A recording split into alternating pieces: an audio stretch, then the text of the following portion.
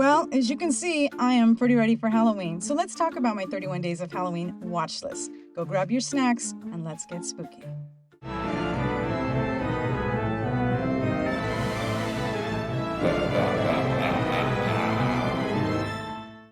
Hello, Groovy Ghoulies. I am Star from the Horror Cat Super Show, and we are ready to go for Halloween. And I thought I'd give you my 31 days of Halloween playlist, things that I'm going to be watching, or maybe not watching, but I am definitely going to suggest that you watch, although I'm going to throw in some of the stuff I'm going to be watching as well.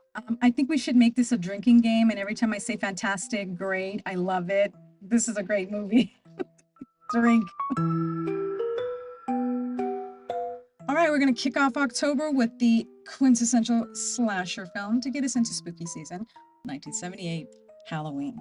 A babysitter, a slasher, and some groovy times. This is one of my Halloween favorites. Now, I got to admit, it's not as on top of the list as it used to be.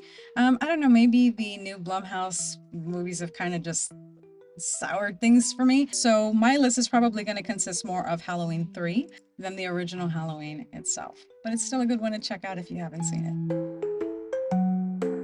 1922's Nosferatu. Nosferatu is a groundbreaking unauthorized adaptation of Bram Stoker's Dracula, with Count Orlok in the titular role. A silent era classic that is still extremely creepy and something to help us prepare for the new one that's going to be released. 2012's VHS. I'm gonna have to preface this by saying found footage makes me sick. So this is going to be a collection of found footage horror shorts directed by different filmmakers. From haunted houses to supernatural horror, there's all kinds of good stuff in here. And after somebody tells you, I like you again, you might think differently.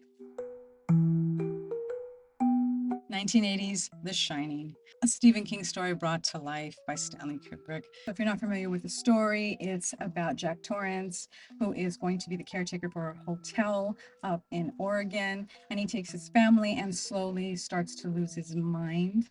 It's just a fantastic psychological horror. The relationship between Wendy and Jack, the incredible ability that Danny has. It's just a fantastic movie. All right, for this one, I am going to select 2004 Zack Snyder's Dawn of the Dead. This is a remake of the 1978 George Romero classic, and it still takes place in a mall. It's pretty much almost the same thing, except it's got a little bit new twist on it. And at the end of this, you're going to be discussing whether it's fast zombies or slow zombies that scare the hell out of you. Mine are fast. Always fast zombies. Always, because a girl can't run. 2013's The Conjuring. I mean, I don't even think there's anything else I would put in this space besides this one. This one still scares me. This one is spooky. It's based on a true life story. You can't get much better than this. Part haunted house, paranormal. This is definitely a good one to watch.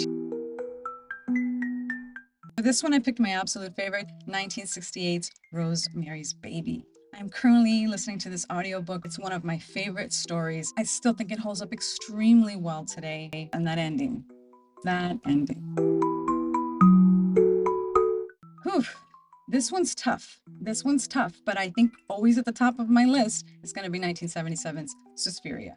This is a Dario Argento classic. This movie is beautiful. It's just drop dead gorgeous. And the killings are gruesome. I know there's a new one, but this one is always a classic that I'm going to run to. It's going to be 1967's Claymation Mad Monster Party. This movie is so quirky and delightful and sweet and spooky and fun. You get all the classic monsters, and it's a tradition in our house to watch it on the 9th because that's when Felix leaves for his adventure. It's good family fun. It's nostalgic. It's one of my faves every year. No matter what's going on, I stop and I watch this movie. I hope you enjoy this one. 2006's Hatchet. It's a cool slasher film that takes place in New Orleans. I think this one is something that people are slowly coming around to. It's very much an homage to 80s slasher movies. It's got a great antagonist. Kane Hodder actually plays Victor Crowley. And I was always hoping that Victor Crowley was going to be one of the horror icons. Please check this movie out. So if you do like it and you get into it, there are a couple of sequels on this one that you would also enjoy as well. 2007's The Mist. Now, there's a ton of movies that I probably could have put in here, but The Mist is special, and if you've seen it, you know why. This one has got all kinds of Lovecraftian monsters. It's a great story about survival and the things that go bump in the night that we can't see from other dimensions. I mean, what other movie am I going to put here? I mean, really, what other movie am I going to put here? 1973's The Exorcist. This is it. I mean, this is one of the greatest movies ever made. Look at a lot of horror lists. You're going to see this one's usually always number one. I mean, this one was groundbreaking, had great special effects. Dick Smith did the makeup. So many amazing things about this movie. Take your time and watch this one. Really soak in the atmosphere. Turn all the lights. Watch this one at night and watch it right before bed so it can scare the hell out of you. It's still one of my faves, and I can't wait to see it again this year. Definitely not to be confused with 2023's The Exorcist. Not at all. Don't even breathe that in the same breath. No. 1982's Poltergeist. Now, there's been a ton of remakes of this movie, but no one does it better than the original. Supernatural, fantastic. I love this movie. And if you're a fan of Insidious, I mean, this is basically where they got this idea from. And it just might make you scared of static TV. Is that even a thing anymore? 1958's Horror of Dracula. Hammer Films, Technicolor. Classic. If you love Gothic horror, this is a movie that has to be on your list. I love Hammer Films. These are the first movies that I remember watching when I was growing up. You've got Christopher Lee, you've got Peter Cushing, and it's a must watch for anybody who appreciates classic horror with elegance and super dread. So this one was a toss-up between two of my favorites who happen to both be David Cronenberg, but I went with 1986's The Fly. Jeff Goldblum, Gina Davis. It's a remake of the 1958 film The Fly. This one is body horror at its best. Cronenberg really knows how to deliver on these things. It's a totally different, gnarly remake of the original. The original was probably really terrifying in the 50s when people saw it. This one just ups the ante out of control. So if you're queasy at body horror, you might want to stay away from this one, but this one is a classic. My pick is going to be 2015's The Witch. A family living alone in the wilderness starts to experience strange events and then begin to suspect that their daughter is involved with some evil forces out in the woods. This one is all kinds of beautiful, eerie, atmospheric, and very slow building dread. 1995's Tales from the Hood. This one is really one that's filled with social commentary, has themes of racism, DV, police brutality, gang violence. I mean, this is a really poignant horror film, and it's something I think everybody should watch. I picked 1998's Ringu. So a lot of people know The Ring, 2002's The Ring, but may not know that this was a remake from 1998's Ringu. This is the original Japanese horror sensation. This is a classic. If you have not seen this one is so much eerier, I feel, than the original. And the original scared me, and is still one of the top PG-13 horror movies of all time. But if you want something a little meatier and a little more supernatural, definitely check out Ringu. I think everyone assumes that I'm always going to suggest the same movie that everybody watches when it comes to horror musicals. And I do love Rocky Horror Picture Show, but there's one that I love even more than that, and that is 1974's Phantom of the Paradise. Now, this is a wild reimagining of the Phantom of the Opera, mixed with Faustian themes and a glam rock aesthetic, as only the 70s could have given us. I think this is a perfect offbeat addition to your horror list. If you have never seen this one, please watch this one. All right, so the 20th day of Halloween is extremely special because it's my birthday. So on my birthday, I'm going to watch my very favorite genre of horror, which is creature feature. I'm going to put John Carpenter's 1982 The Thing, where some American scientists go down to a Norwegian base and find out that everybody is dead. It's intense paranoia. There's body horror like crazy in this one. It's a remake retelling of one of John Carpenter's favorites, The Thing from Another World. I mean, as far as body horror, this is body horror supreme. Some crazy shit in this movie. I think you definitely enjoy this one. 1939's Son of Frankenstein. So this is the third installment in the Frankenstein series. This one, to me, Frankenstein is my monster, right? He's like my person, but he's like my monster, right? This one, the son of Frankenstein goes back to the castle and tries to reanimate the monster again. And the son is played by Basil Rathbone. Boris Karloff is still in as the monster, and a fantastic performance by Bela Lugosi as Igor. This one is so much fun, and it's one of my favorite in the series. If you haven't watched it, take some time to watch it. It's a black and white, guys. Don't be scared. It's okay. Everything's gonna be all right. I think you're really going to enjoy it, and I always love recommending this one to people. 2018, The House That Jack Built. If you haven't seen this one, you need to sit down for a minute, take a deep breath, and watch it. Now, this one's going to be a slow burn in the beginning, but once it starts going, it's out of control. Like, this movie is out of control. It's just fantastic. How many people are you going to kill? Yes. Matt Dillon is super unexpected in this. I've seen Matt Dillon in so many other things, but seeing him in this was like, there was a moment where I really lost myself and just thought, this dude's nuts. This is a surreal movie. So this is almost like a surrealist serial killer. So take that in mind when you're going to watch this, because the ending kind of gets weird. And I don't think it takes away from the film, but it does get kind of weird, and some people may not be into that kind of thing. I think this is still a great movie to watch if you're looking for some serial killer vibes.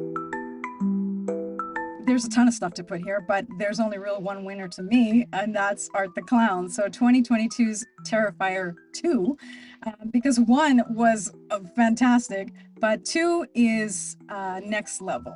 So you might want to watch out for the bedroom part. I'm just saying, there's a lot of stuff going on here. I hope I never see a naked clown washing his laundry at the laundromat, because I don't even know what the hell I would do at that point. This is one that if you have a weak stomach, stay away from this one. We've got Terrifier 3 coming up in October as well, so it just makes sense to catch up. If you haven't seen 1, definitely check out 1. And if you want to go even farther, check out All Hallows Eve, where Art got his start. This one was a tie, and I couldn't figure out which one to give you, so I'm just going to give you both. First one is going to be 1987's Evil Dead 2, because Bruce Campbell is he's everything. I love him, and I can't wait to go see him at Monster Fillers.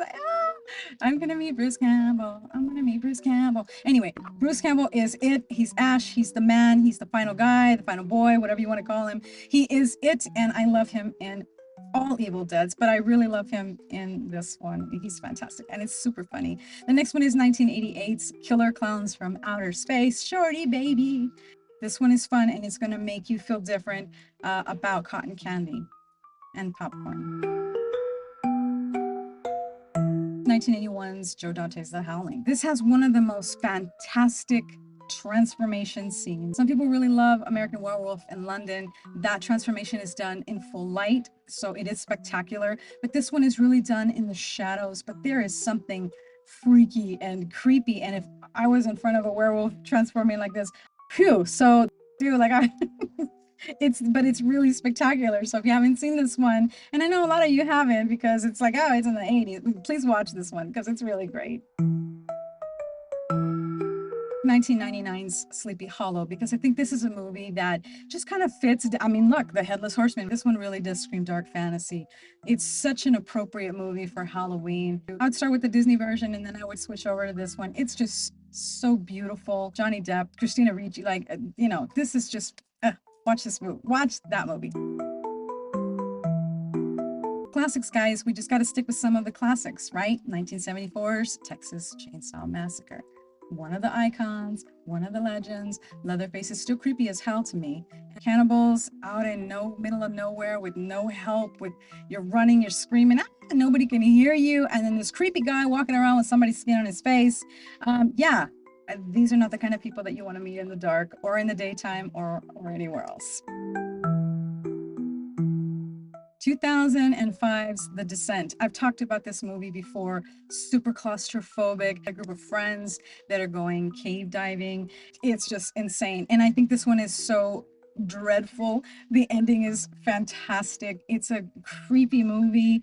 If you're afraid of tight spaces, this one's going to give you some anxiety. So trigger warning for that one, but don't miss this one. It is fantastic.